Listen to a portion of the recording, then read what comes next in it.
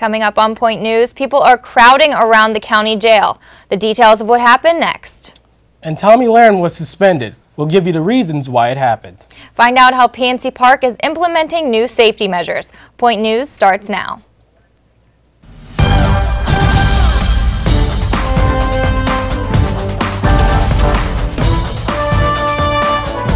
Live from the Point Park University Broadcast Center in downtown Pittsburgh, this is Point News. And good afternoon to you. Welcome to Point News. I'm Tyler Polk. And I'm Veronica Bucilli. We have breaking news. The London attack yesterday was an act from ISIS. A soldier of the Islamic State killed a police officer and 2 civilians Wednesday near the United Kingdom's parliament. One of those civilians we are finding out today is an American, his name Kurt Cochran. It all began when a man used a car and ran it into pedestrians on the Westminster Bridge. The 2 civilians were killed by the vehicle, while many were injured. The driver drove his car into the Parliament gates and fatally stabbed a police officer. Police shot the attacker and he was pronounced dead. Our condolences are with London and their friends and families of the victims. 20 to 25 protesters crowded the county jail with violence this week. Point News reporter Skylar Roof has the story. Skylar? There was a protest at the Allegheny County Jail this week. More than 24 people wearing masks shattered jail windows, broke car windows, and vandalized police cars Monday night. One of the protesters even had a loaded gun. The group also set off fireworks, which exploded beside the jail. When police got to the scene, a protester began to fight with an officer. The officer's shoulder was injured in the scuffle, and that protester was arrested. 10 other demonstrators were arrested and charged with conspiracy, criminal mischief, vandalism, and rioting. As for the reason this started, the warden said the group incorrectly thought there was a prisoner sit-in happening inside the jail. The warden said nothing like that was happening with the inmates. 11 people have been charged. No word if there will be additional arrests. Reporting for Point News, I'm Skylar Ruth.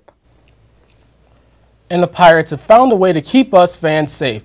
Reporter Alex Grubbs has a story. Alex, what do you got? Yeah, Ty, this season, people are going to find something new over at PNC Park. On Monday, the Pittsburgh Pirates announced the organization is extending protective netting to the end of the dugouts.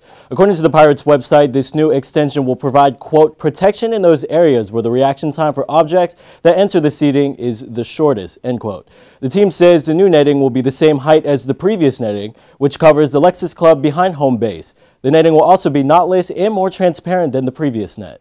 However, this is not new. Major League Baseball recommended that teams extend protective netting to shield field-level seats between the dugouts in December 2015.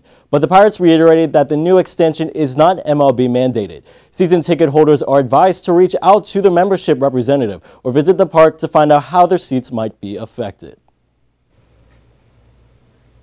All right, thank you, Alex. If you have any spare time on Wednesday night, you should join Point Park's dance group. Point Park reporter Delaney Baumas has that story.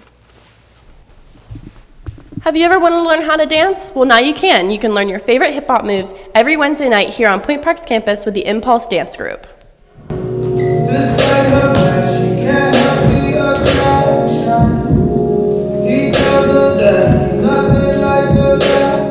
The music gets students moving every Wednesday night, and while Point Park is known for its dance program, Kirsten Gissemi says you can have 2 left feet and still come join in. It's really inclusive, and everyone loves everyone here, no matter if you've been here more than once or never. Everyone makes sure that you get the choreography before you move on, and it's just really fun to come after a long day and stuff. Students learn a variety of hip-hop moves and dance routines. It's great for exercise, working on stress, or just meeting new people. And best of all, it's free.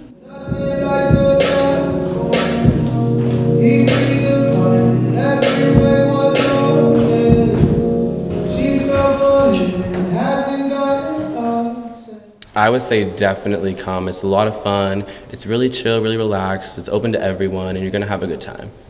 Right in the best. Yeah?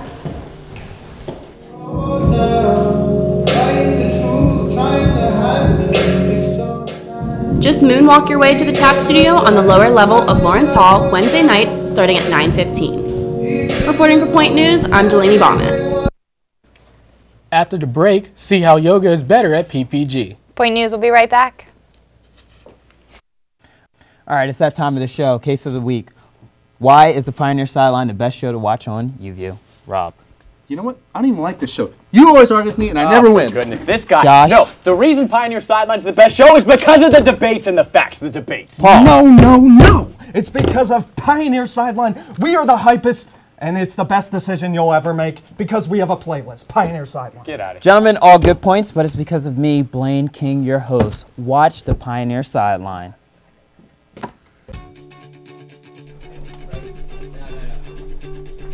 All right, guys, any questions on the script? We good to go? Yep, right. Should be good. All right, great. Oh, yeah, camera 3 set up right there. Camera 2. All right. Use the ball when you're moving this around, but set up for the 2 shot just right there.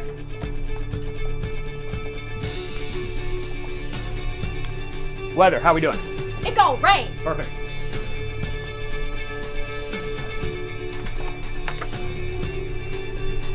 Welcome back to Daybreak. I'm Sarah Mackin with you. The real host, Adrian Billon, was seen snuggled up. All right, prompter. We got everything in. We're good to go? Key Pro, everything loaded. We're good to go? All right. Tyler, any questions? That shot looks fine. 3, 2, 1. Bring up camera 2. Open mics. Cue talent. Good morning and welcome to Daybreak. I'm Blaine King.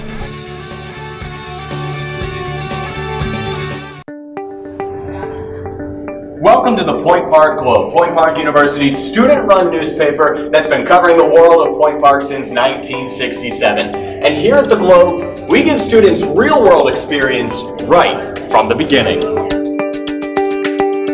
The Globe brings writers, photographers, editors, and designers together every week. Freshmen, sophomores, seniors, we have them all. With news, features, opinions, and sports sections, there's always something for you at the Point Park Globe. Stop by the Center for Media Innovation newsroom at 2:40 every Monday for the Globe's weekly pitch meetings. The Point Park Globe, covering the world of Point Park University since 1967. Welcome back, everybody. Yoga is always better when it's not in a boring studio. That's right. PPG started a program where you can do yoga. Reporter Delaney Bomas has the story.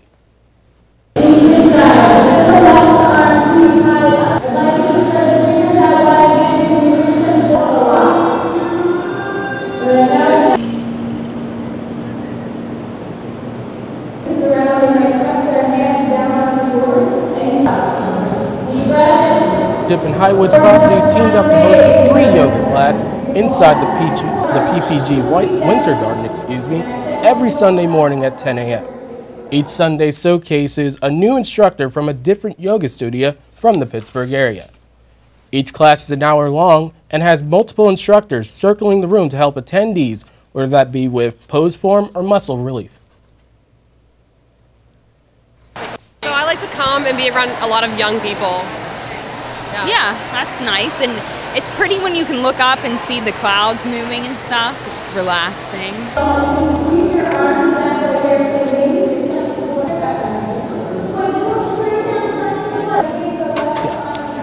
I miss it. Are you having trouble finding a meal? University faculty and staff is asking if students are suffering from a lack of food security on campus. I was able to catch up with this story. One out of 10 in 46 million U.S. adults who seek food assistance are students. Similar stats have concerned Point Park officials who sent out a survey asking students how many of them are facing food insecurity and how they would feel if the school would open a pantry on campus. The survey says 42% of students agree that a pantry is needed on campus. 19% strongly agreed with that statement. 52% say they have suffered from an inadequate food supply at least once a semester. It's very expensive to go to college, and with books and tuition and room and board, it can often food can be last on that list. And so when we started to look a little further, we did find that to be true. There are nearly 50% of college students nationally have been found to be food insecure. The idea for the Pioneer Pantry was created by PPU doctorate student Veronica Peniotu. While she was volunteering at the Greater Pittsburgh Food Bank, she noticed that college students were frequent visitors.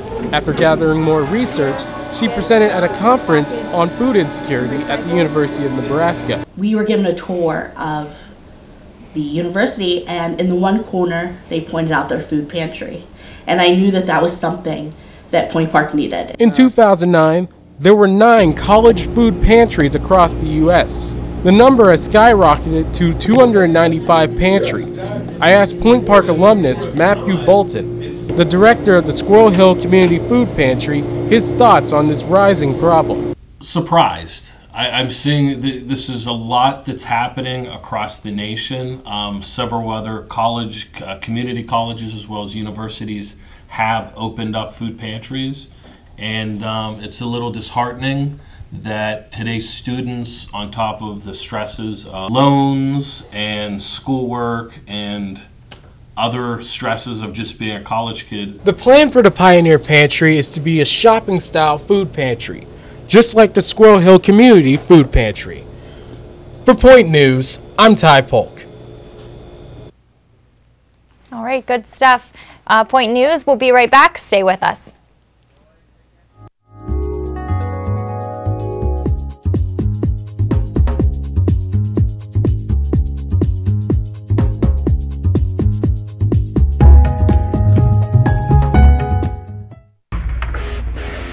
Here on the Pioneer Sideline, we talk a lot about sports in the studio, but it's beforehand when the conversation is actually interesting. I hope I have enough powder on. I don't want to be too shiny on camera. No, Trevor, I think it looks good every week you pull it off. Ah, thanks, Phil. Man, your hair looks great tonight, by the way. You sure? Yeah, I mean, I got a new haircut, but it looks alright. Perfect. Hey, guys. Does this make me look fat? No, you look great. You look good. Yeah, Kyle. Thanks. I was really... Sports! Yeah!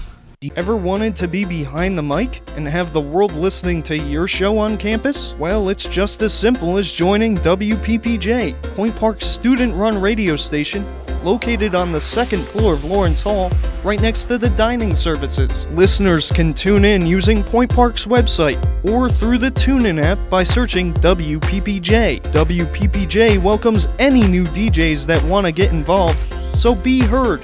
Do you have what it takes? Well, no one showed up to the show tonight. Follow my lead. In 3, 2, take 2, open mics, cue talent. Good evening and welcome to UView News. I'm Josh Krupp. We begin with breaking news out of West Penn Hall. Ready, 3, take lower third. Traffic is backed up in the West Penn elevator line after elevator 1 broke down on the 7th floor. Lose lower third. Maintenance advises students to take the stairs to avoid delays. Ready, 2, take 2. In other news, no, you know what? I didn't sign up for this. We need crew. Join UView. Take alien hand transition. There are simple, easy ways to maintain a healthy lifestyle. Our Point Park reporter, Anaya Thomas, has a story. Everyone, it's not easy, but the members of the Black Student Union say it's worth it. 19-year-old Ashley Mayers is a sophomore at Point Park University. She joined the Journey to Fitness event to get fit and maintain a healthy lifestyle. It featured personal trainer and former student Amber Brown. Ashley says the workout took everyone by storm. 6, 7, 8, 9. It was very intense. I was tired because I haven't worked out in a while, so that worked up a lot of my energy, and I was a little hot, you know. I was a little dehydrated because I didn't really eat much today, and I drank a little bit of water, so it just, you know, made me almost feel like I was passing out, but just a little overheated though. But Ashley wasn't the only one who thought the exercises were a little challenging. We are live at the Journey to Fitness event where our personal trainer, Amber Brown, just taught us some really hard exercises. Trust me, it is not as easy as it looks.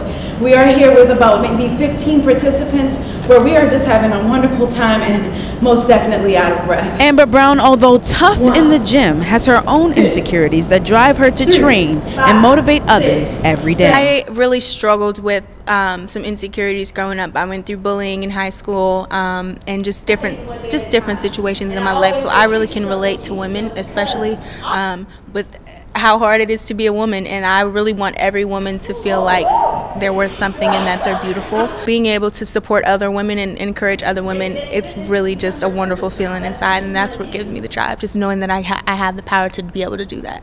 For mayors and other students, the workshop required a little sweat and a lot of motivation, but it ended with everyone feeling and looking a little stronger. Reporting for Point News, I'm Anaya Thomas. Tomi Lahren was suspended for a comment she has made. Reporter Wyatt Cree has the inside scoop. Wyatt, what's up? Controversial host and reporter Tomi Lahren has been suspended from her position on the conservative talk show The Blaze. Lahren has been known for her snarky remarks against the left, notably referring to them as whiny snowflakes. It came as a surprise to many when Lahren told the ladies of The View that she was pro-choice. She stated, quote, "I'm someone that's for limited government, so I can't sit here and be a hypocrite and say I'm for limited government, but think that the government should decide what women do with their bodies," end quote. Producers at The Blaze clearly, did not like Tomi's comments, as she confirmed that she has been suspended for at least a week via Twitter. For Point News, I'm Wyatt Cree. All right, thank you, Wyatt. So, spring is kind of here. It looks like it, but it's still freezing. That's just how it is in Pittsburgh. You got that right. What do we got going on for this coming week, Tanasia? Let us know. That's right, guys. Now, we do see the sun and it's starting to feel like spring, but as you all can feel, it's still very, very cold. Today we have a high of 51, a low of 38, but surprisingly, no chance of precipitation. But as we move into the weekend, we will see maybe a little bit of spring coming our way. On Friday, we have a high of 68, low of 53, about half, 55% chance of precipitation. So make sure you bring out an umbrella. As we move into Saturday, still a little high. We got a high of 67 degrees, low of 53, precipitation 25%. And as we move into Sunday, still a little high, just high of 64 degrees, low of 51. And a higher chance of precipitation. So make sure you look out for maybe some possible, hopefully not snow showers, maybe rain. But let's see what we got with sports. Let's toss it over to Alex Grubbs. Thanks, Tanasia. It might be getting warmer, but it's probably going to stay colder on the ice rink as the Penguins clinched its spot in the playoffs Tuesday night against the Buffalo Sabres in Buffalo. Only 9 minutes into the first period, Sabres' Rasmus Ristolainen slammed backwards into Penn's Jake Guentzel. If you look at the image right here, this is what Guentzel looked like right after the blow. This led to Ristolainen's ejection and Guentzel with a concussion. With the Sabres' defense down after the ejection, it ushered in Sidney Crosby scoring the first goal of the game for the Pens. As the second period rolled out, Guentzel was not on the ice, and no goals came out of this either. In the third period, however, a blocked shot of Sabres' Sam Reinhart did not stop his rebound, tying the game 1-1. The Pens bounced back with Ian Cole taking the puck back to the net and Nick Bonino breaking the tie. Connor Sheary then later scored the third and final goal of the game, ushering in the playoff clinch for the Pens. This marks the 11th straight season of playoff hockey here in Pittsburgh. The Pens are also headed farther north today as the team will face the Ottawa Senators tonight at 7:30 p.m. Point Park's baseball finally had its chance to play closer to home against Chatham on Tuesday. The Pioneers beat out the Cougars 7-0 in Game 1 of the non-conference doubleheader.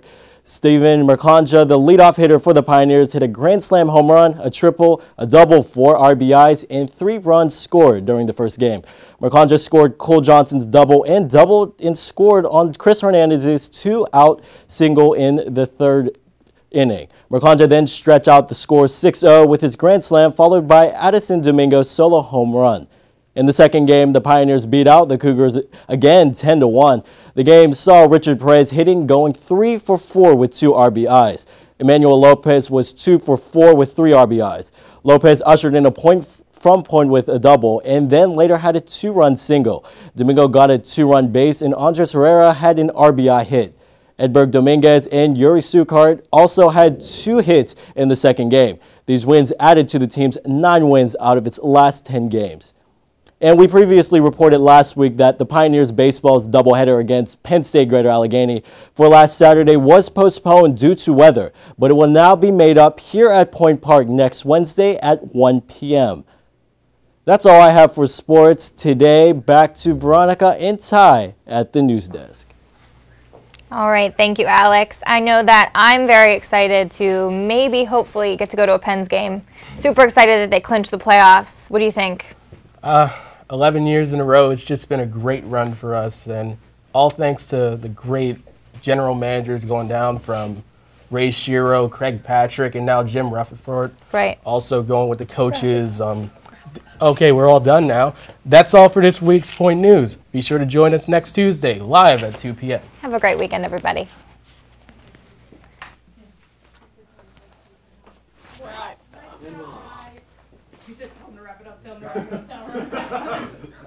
Wait, what? What did they need to do?